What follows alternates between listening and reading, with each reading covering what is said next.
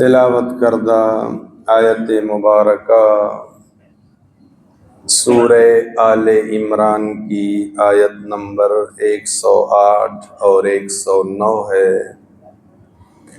اللہ تبارک و تعالی نے ارشاد فرمایا،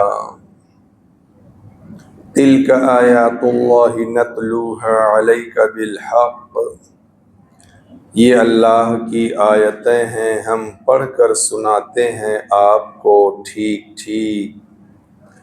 وَمَا اللَّهُ يُرِيدُ ظُلْمًا لِلْعَالَمِينَ، اور نہیں ارادہ رکھتا اللہ ظلم کرنے کا دنیا والوں پر۔ وَلِلَّهِ مَا فِي السَّمَاوَاتِ وَمَا فِي الْأَرْضِ وَإِلَى اللَّهِ تُرْجَعُ الْأُمُورُ، اور اللہ ہی کا ہے جو کچھ آسمانوں میں ہے اور جو کچھ زمین میں ہے، اور اللہ کی طرف ہی لوٹائے جائیں گے سارے کام۔ گزشتہ آیت میں کافروں کے عذاب کا ذکر ہوا کہ قیامت کے دن ان کے چہرے، ان کا جسم سیاہ ہوگا اور چہرے ہی سے وہ پہچان لیے جائیں گے کہ یہ اللہ کی وحدانیت میں اوروں کو شریک ٹھہرانے والے تھے، یہ کفر کرنے والے تھے۔ اب اس آیت میں بتایا جا رہا ہے کہ ان کا یہ عذاب یہ ان کے اپنے کارناموں کا نتیجہ ہوگا، ان کے اپنے کرتوت کا نتیجہ ہوگا، یعنی اہل ایمان پر اللہ کے انعام و اکرام کی بارش اور کافروں پر طرح طرح کا عذاب، یہ سب بلا وجہ نہیں ہوگا، بلکہ جس کا جیسا عمل ہوگا اس کے سامنے ویسا ہی نتیجہ سامنے آئے گا۔ تو فرمایا اللہ تبارک و تعالی نے، تلک آیات اللہ نتلوها علیک بالحق، یہ اللہ کی آیتیں ہیں۔ تلک سے مراد یہی گزشتہ آیتیں جس کی تلاوت کی گئی اور جس میں مومنین پر ہونے والے انعام و اکرام کا ذکر ہوا اور کافروں پر ہونے والے عذاب کا ذکر ہوا، وہی آیتیں تلک سے مراد ہے۔ تلک کا معنی وہ، آیات اللہ، اللہ کی آیتیں ہیں۔ آیات جمع ہے آیت کی، اور آیت کا معنی ہوتا ہے نشانی۔ قرآن کی ہر آیت اللہ کے وجود، اس کی وحدانیت کی نشانی ہے۔ کائنات کا ذرہ ذرہ اللہ کے وجود اور اس کی وحدانیت، یعنی اس کے ایک ہونے پر نشانی ہے۔ لیکن یہاں مراد اللہ کی آیات سے قرآنی آیتیں ہیں۔ چونکہ آیتوں کا ذکر ہوا اور آگے تلاوت کا ذکر ہو رہا ہے، تو تلاوت تو قرآن کی آیتیں ہی کی جاتی ہیں، دنیا کی اور چیزوں کی تلاوت تو ہوتی نہیں۔ نشانی اگرچہ کائنات کا ہر ذرہ ہے، مگر یہاں پر آیت سے مراد قرآن کی آیتیں ہیں۔ اور اللہ نے آیت کی نسبت اپنی طرف فرمائی، آیات اللہ، اللہ کی آیتیں۔ نسبت سے شے ممتاز ہو جاتی ہے۔ معمولی سے معمولی چیز ہی کیوں نہ ہو، اگر اس کی نسبت کسی بڑے کی طرف ہو جائے تو وہ معمولی چیز بھی بڑی ہو جاتی ہے، اور بڑی سے بڑی چیز کیوں نہ ہو، اگر معمولی لوگوں کی طرف منسوب ہو جائے تو اس کی کوئی حیثیت نہیں ہوتی ہے۔ تو جس کی طرف منسوب ہو اس کے لحاظ سے اس کی شان اور اس کی کا مرتبہ ہوتا ہے۔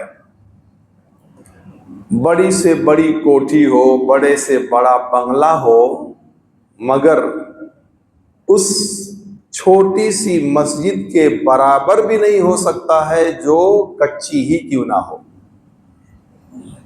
چھوٹی سے چھوٹی مسجد ہو اور کچی ہی کیوں نہ ہو، رنگ و روغن بھی نہ ہو، مگر ہے وہ مسجد، اس کے برابر کسی کا کوئی نہ محل ہو سکتا ہے، نہ ہی کوئی کوٹھی ہو سکتی ہے، نہ کوئی قلعہ ہو سکتا ہے۔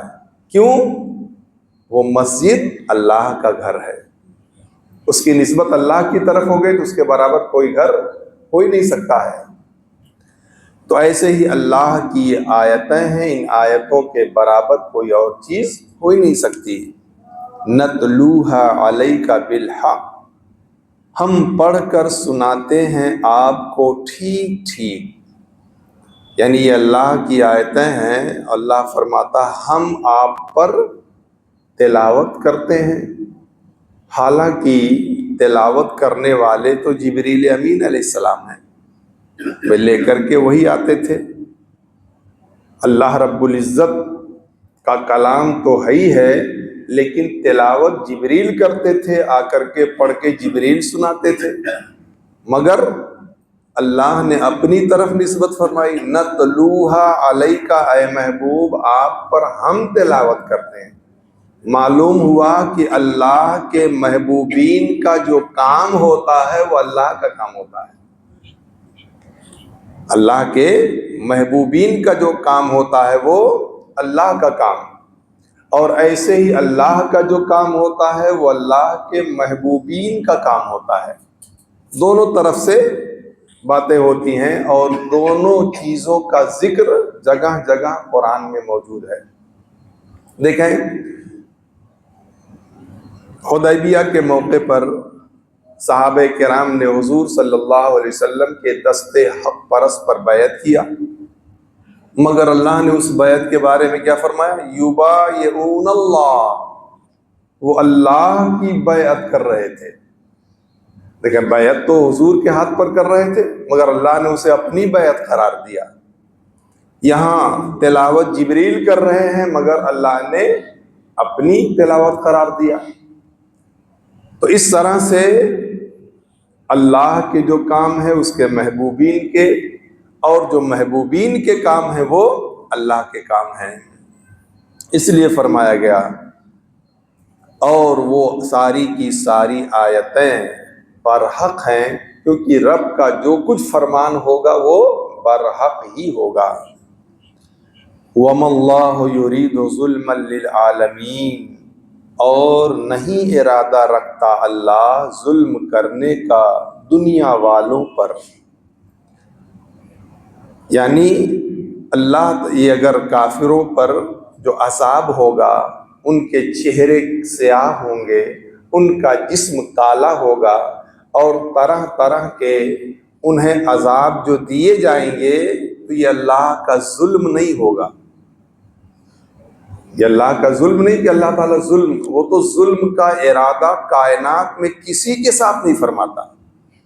انسان تو انسان ہے، جنات تو جنات ہے، للعالمین فرمائے گا، ظلمًا للعالمین، عالمین میں سے بے شمار عالم ہیں، انسان ایک عالم ہے، جنات ایک عالم ہے، حیوانات ایک عالم ہے، زمین ہے، آسمان ہے، پھر بہت سارے عالم ہیں۔ تو عالمین میں سے کسی پر بھی وہ ظلم کا ارادہ نہیں فرماتا۔ اب کوئی سوچ سکتا ہے، کسی کے ذہن میں یہ بات آ سکتی ہے کہ حدیث پاک میں فرمایا گیا کہ اگر اللہ تبارک و تعالی ہر ایک کو عذاب دینا چاہے تو وہ دے سکتا ہے، اور وہ ظالم نہیں ہوگا۔ ہر ایک کو عذاب دے وہ تو دے سکتا ہے، اور وہ ظالم نہیں ہوگا، کیونکہ وہ مالک ہے، اور مالک اپنی مملوک میں جو تصرف چاہے کر سکتا ہے، یہ اس کا ظلم نہیں ہوگا، یہ اس کی طرف سے زیادتی نہیں ہوگی، کیونکہ مالک ہے، اور مالک کو اپنی چیز میں ہر طرح کے تصرف کا اختیار ہوتا ہے۔ تو ذہن میں یہ بات آ سکتی ہے کہ جب اللہ تعالیٰ ذرے کے برابر کسی پر ظلم نہیں فرماتا، وہ ظلم سے پاک ہے، تو پھر وہ ظلم کا ارادہ کرے گا ہی کیسے؟ ظلم کا ارادہ کرے گا ہی کیسے؟ اس کے اندر ظلم ہے ہی نہیں۔ جیسے دیوار کے بارے میں کہا جائے نہیں سنتی ہے، تو یہ بیکار سی بات ہے۔ دیوار نہ سنے اور کہنا یہ نہیں سنتی ہے تو یہ بیکار سی بات ہے۔ تو اللہ رب العزت جب ہر عیب سے پاک ہے اور ظلم سے بھی پاک ہے، تو پھر کہنا کہ وہ ظلم نہیں کرتا، اس کی ضرورت ہے ہی نہیں۔ تو دیکھیں، کسی حقدار کو یعنی اچھے کام کرنے والوں کو اس کا اجر نہ دینا، یا جس نے جو جرم نہیں کیا ہے اس کو اس کی سزا دینا، تو اللہ رب العزت اگر ایسا کرے تو بھی وہ ظالم نہیں ہے، کیونکہ مالک ہے۔ حقیقتاً وہ ظالم نہیں ہے کیونکہ وہ مالک ہے، مگر جو کہا گیا کہ وہ ظلم کا ارادہ نہیں فرماتا، تو یہ ظاہر کے لحاظ سے کہ چونکہ یہ چیزیں ظاہراً ظلم نظر آتی ہیں، بھئی کسی حقدار کو اس کا حق نہ دینا، نیک کام کیا ہے اس کو اجر و ثواب نہ دینا، یہ بظاہر ظلم نظر آتا ہے، اور جس نے گناہ نہیں کیا ہے اس کو سزا دینا، یا چھوٹا گناہ کیا ہے اس کو بڑی سزا دینا، یہ بظاہر ظلم نظر آتا ہے، اگرچہ حقیقتاً اللہ کی طرف سے تو ظلم ہے ہی نہیں، مگر بظاہر نظر آتا کہ نہیں، دکھائی پڑتا ہے۔ تو اسی کی نفی کی گئی ہے کہ اللہ ظاہراً بھی کسی کے ساتھ ظلم کا ارادہ نہیں فرماتا ہے، لہذا یہ کافر جس عذاب میں ہوں گے یہ ان کے اپنے کرتوت کا نتیجہ ہوگا، اپنے کفر کا نتیجہ ہوگا، اپنے شرک کا نتیجہ ہوگا، اپنے بدعمالیوں کا نتیجہ ہوگا۔ اللہ کسی پر ظلم کا ارادہ نہیں فرماتا۔ اور آگے اس کی دلیل بھی دے دی گئی، وَلِلَّهِ مَا فِي السَّمَاوَاتِ وَمَا فِي الْأَرْضِ، اور اللہ ہی کا ہے جو کچھ آسمانوں میں ہے اور جو کچھ زمین میں ہے۔ تو جب سب اسی کا ہے تو پھر ظلم کہاں سے ہوگا؟ چاہے زمین ہو، چاہے آسمان ہو، چاہے زمین کی چیزیں ہوں، چاہے آسمان کی چیزیں ہوں، سب کا مالک حقیقتاً اللہ تعالیٰ ہی ہے۔ اس کی ملکیت میں کوئی شریک بھی نہیں ہے، وہ ہر چیز میں یکتا ہے، اپنی ذات میں بھی یکتا ہے اور اپنی صفات میں بھی یکتا ہے، نہ اس کی ذات میں کوئی شریک اور نہ ہی اس کے صفات میں کوئی شریک ہے۔ تو جب وہ حقیقتاً ہر چیز کا، کائنات کے ذرے ذرے کا مالک ہے، تو پھر ظلم کا سوال ہی نہیں پیدا ہوتا ہے۔ وہ اپنے مملوک میں جو جس کے ساتھ چاہے وہ کر سکتا ہے۔ وَإِلَى اللَّهِ تُرْجَعُ الْأُمُورُ، اور اللہ کی طرف ہی لوٹائے جائیں گے سارے کام، یعنی جس کے بھی جو عمل ہیں، چاہے اچھے ہوں چاہے برے ہوں، سب ایک دن لوٹ کر کے اسی کی طرف جائیں گے۔ یا دنیا ہی میں مطلب ہے کہ جو جیسا کرتا ہے دنیا میں بھی اس کے سامنے اس کا نتیجہ آتا ہے۔ اچھا کرتا ہے تو اس کے سامنے اچھائیاں آتی ہیں، برا کرتا ہے تو اس کے سامنے برائیاں آتی ہیں، اور آخرت میں تو سب کے سب اعمال، چاہے وہ اہل ایمان کے ہوں اور چاہے وہ اہل کفر کے ہوں، سب اسی کی طرف لوٹائے جائیں گے، اور وہ سب کا اجر عطا فرمائے گا۔ جنہوں نے اچھے کام کیے ہیں ان کا اچھا بدلہ، اجر و ثواب ملے گا، اور جنہوں نے برے کام کیے ہیں انہیں اس کا نتیجہ عذاب کی شکل میں انہیں بھگتنا پڑے گا۔ اور اس دن اللہ کے عذاب سے بچانے والا کوئی نہیں ہوگا، نہ کافر کے لیے کسی کی سفارش ہوگی، نہ کسی کی شفاعت ہوگی، نہ کوئی ان کو عذاب الہی سے بچانے والا۔ اگر عذاب الہی سے بچنا ہے تو وہ ایمان لے آئے اور نبی آخر الزماں صلی اللہ علیہ وسلم کی نبوت کو صحیح معنوں میں تسلیم کر لے۔ بغیر ایمان کے عذاب الہی سے کوئی دنیا کی طاقت اس کو بچا نہیں سکتی ہے۔